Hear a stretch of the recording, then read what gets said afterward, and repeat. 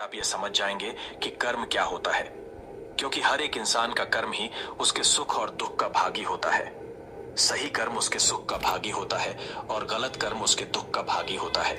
एक बार की बात है, महात्मा गौतम बुद्ध जी के एक शिष्य ने यह प्रश्न किया कि हे भगवान, कर्म क्या है? महात्मा गौतम बुद्ध जी मुस्कुराए और उन्होंने जवाब दिया, वत्स, मैं तुमको एक कहानी सुनाने जा रहा हूं। इस कहानी के माध्यम से तुम सभी शिष्य यह समझ जाओगे कि कर्म क्या है। गौतम बुद्ध ने सुनाई कर्म की कहानी। राजा और दुकानदार की चंदन की लकड़ डठी। एक राजा था, वह अपने मंत्री के साथ देश का भ्रमण करने निकला। भ्रमण करते करते राजा और मंत्री एक बाजार में पहुंच गए। उस बाजार में राजा का ध्यान एक दुकानदार के ऊपर गया। उस दुकानदार को देखते ही राजा के मन में न जाने क्यों यह विचार आया कि मैं इस दुकानदार को कल फांसी की सजा दे दूं। यह बात राजा ने अपनी मंत्री को बताया। मंत्री कुछ बोले उससे पहले राजा उस दुकानदार के दुकान के सामने से आगे निकल चुके थे और दूसरी बातें करने लगे। मंत्री बहुत ही चिंतित हो गया। यह बात समझ नहीं पा रहा था कि दुकानदार की गलती क्या है। दुकानदार से बिना कुछ बात किए, बिना कुछ सोचे समझे महाराज ऐसा फैसला लेने के बारे में क्यों सोच रहे हैं। राजा और मंत्री भ्रमण करने के बाद राज दरबार वापस चले गए। मंत्री को रात भर नींद नहीं आई। सुबह जगने के बाद मंत्री एक साधारण प्रजा का रूप बनकर उस दुकानदार के पास गया और उस दुकानदार से पूछा, तुम क्या बेचते हो?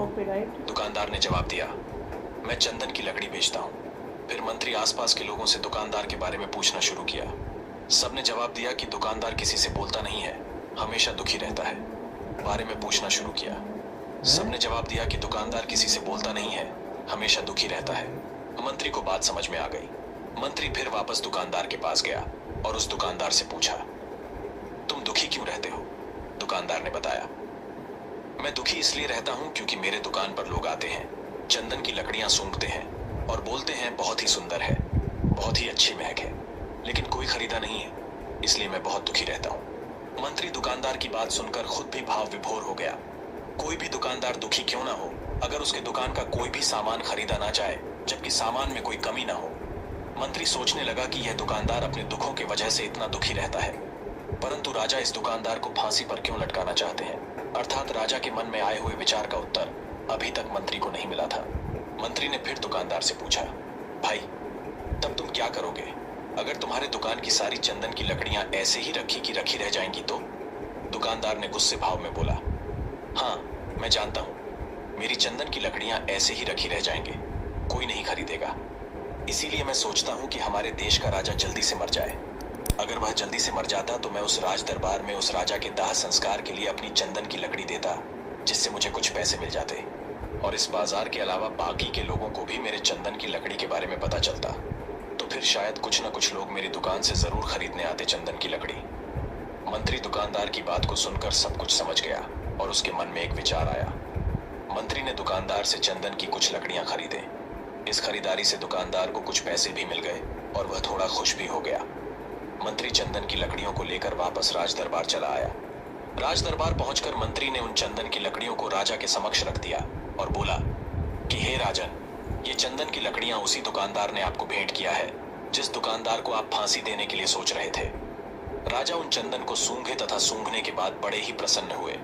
उन्होंने कहा, यह चंदन की लकड़ियां बहुत ही ज्यादा खुशबूदार हैं। और दुकानदार के इस अनोखे भेंट से राजा बहुत खुश हुए और मंत्री को कुछ स्वर्ण मुद्राएं दिए तथा बोले, जाओ, उस दुकानदार को ये स्वर्ण मुद्राएं इनाम में देना और बोलना कि आज के बाद महल में जब कभी भी चंदन की लकड़ी की जरूरत पड़ेगी तब तुम्हारे दुकान से ही चंदन की लकड़ी ली जाएगी। मंत्री जी मुस्कुराने लगे तथा यह सोचने लगे कि अब तो राजा के मन में उस दुकानदार को फांसी देने का विचार आ ही नहीं सकता, क्योंकि अब तो हमेशा राज दरबार के लिए चंदन की लकड़ियों का इंतजाम की जिम्मेदारी उस दुकानदार को जो मिल गई है। मंत्री स्वर्ण मुद्राओं को लेकर वापस दुकानदार की तरफ चल दिया। इधर राजा इस विचार में पड़ गए कि वह दुकानदार तो बड़ा ही अच्छा इंसान है। जिस वक्त मैं उसके बारे में यह सोच रहा था कि मैं इसको कल फांसी दे दूंगा, तब शायद उसके मन में उस समय यह विचार चल रहा था कि राजन पहली बार मेरे दुकान के सामने आए हैं, क्यों ना मैं उनको अपनी सुंदर और खुशबूदार लकड़ियों को भेंट करूं। और आज उसने मुझे भेंट भी किया। बेवजह ही मैं उसको फांसी देने के बारे में सोच रहा था। इधर मंत्री दुकानदार के पास पहुंच गया। मंत्री ने राजा के द्वारा दी गई स्वर्ण मुद्राओं को दुकानदार को देते हुए कहा कि जिन चंदन की लकड़ी को कल मैं खरीद कर लेकर गया था, उन चंदन की लकड़ियों को राजा ने बहुत पसंद किया और इनाम के तौर पर तुमको यह कुछ स्वर्ण मुद्राएं दिए हैं। ये दुकानदार बहुत ही खुश होने लगा। साथ ही साथ मंत्री ने उस दुकानदार को यह भी बताया कि अब आज के बाद राज दरबार में जब कभी भी चंदन की लकड़ियों की जरूरत पड़ेगी तो सारी चंदन की लकड़ियां तुम्हारी दुकान से ली जाएगी। दुकानदार मंत्री की बात सुनकर बहुत ही खुश हो गया। मंत्री ने दुकानदार से पूछा, क्यों भाई, तुम तो राजा के बारे में इतना बुरा भला सोचते थे, लेकिन राजा देखो तुम्हारी कितना चिंता करते हैं। राजा कितने अच्छे हैं। राजा अपनी प्रजा के बारे में कभी भी गलत नहीं सोचते हैं। दुकानदार मंत्री की बात से सहमत हो गया और बहुत दुखी हुआ। दुकानदार मंत्री से बोला, मैं कितना गलत सोचता था राजा के बारे में। राजा तो बड़े ही अच्छे हैं, बड़े ही भले राजा हैं। भगवान करे कि राजा की बहुत ही लंबी आयु हो। यह बात सुनकर मंत्री भी बहुत खुश हुआ। फिर मंत्री वहां से वापस राज दरबार को चला गया और यहीं पर महात्मा गौतम बुद्ध जी ने इस कहानी को समाप्त कर दिए। फिर अपने शिष्यों से उन्होंने पूछा कि अब बताओ कि कर्म क्या है। विचार ही हमारे कर्म होते हैं। गौतम बुद्ध ने कर्म का पाठ पढ़ाया। किसी शिष्य ने कहा, कर्म बोले हुए शब्द है। किसी शिष्य ने कहा, कर्म वाणी है। तो किसी ने कहा, कर्म सोच है। तो किसी ने कहा, कर्म भावना है, वगैरह वगैरह।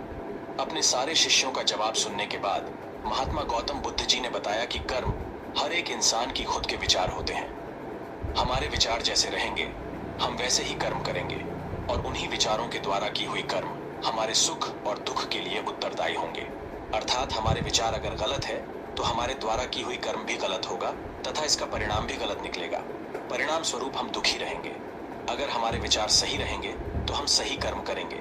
सही कर्म करेंगे तो फिर सही फल मिलेगा जिससे हम सुखी रहेंगे। इस कहानी से हमने यह सीखा कि अगर हमारे विचार सही रहेंगे, निष्पाप रहेंगे, तो उन्हीं निष्पाप और सही सोच की वजह से ली गई हर फैसला सही होगा।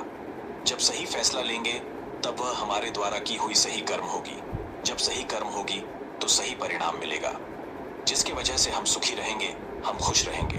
तथा इसी जगह पर अगर हमारे विचार गलत रहेंगे तो हमारे द्वारा ली गई फैसला भी गलत होगा और किया गया कर्म भी गलत होगा, जिसे दुष्कर्म कहा जाता है।